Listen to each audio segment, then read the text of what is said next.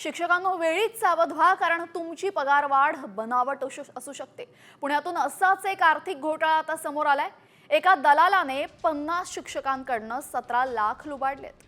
पदवीधर नसलेल्या कला शिक्षकांना पदवीधर वेतन श्रेणीचे फायदे मिळवून देण्यासाठी या दलालाने बनावट अध्यादेश जारी केला।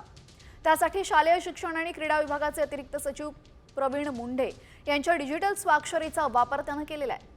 दलाल असलेल्या डॉक्टर दीपक चांदणेने हा अध्यादेश दाखवत शिक्षकांकडून 17 लाख रुपये वसूल केले होते। ही रक्कम पुणे जिल्हा परिषदेच्या माध्यमिक शिक्षण अधिकाऱ्यांना द्यायची असल्याची बतावणी सुद्धा त्यांनी केली।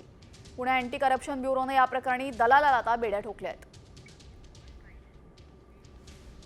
त्यामध्ये ब्युरोनी चौकशी केली आणि चौकशीमध्ये असं लक्षात आलं आहे की हा GR जो आहे हा बनावट GR आहे आणि या GRच्या माध्यमातून 50 कला शिक्षकांना जे डिप्लोमाधारक आहेत त्यांना वाढीव वेतन श्रेणी देण्याचा प्रयत्न केला गेला होता।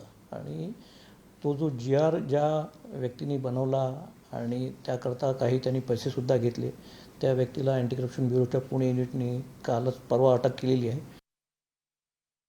चौकशी समिती नेमलेली आहे, गुन्हा दाखल झालेला आहे, चौकशी पण चालू आहे आणि गुन्ह्यामध्ये काय निष्पन्न होईल त्याप्रमाणे कारवाई होईल। कला शिक्षकांच्या नियुक्तीच्या संदर्भातलं प्रकरण आहे, परंतु ते सर्व चौकशी त्या प्रकरणाची चालू आहे आणि चौकशीनंतर त्याच्यावर भाष्य करणं योग्य राहील।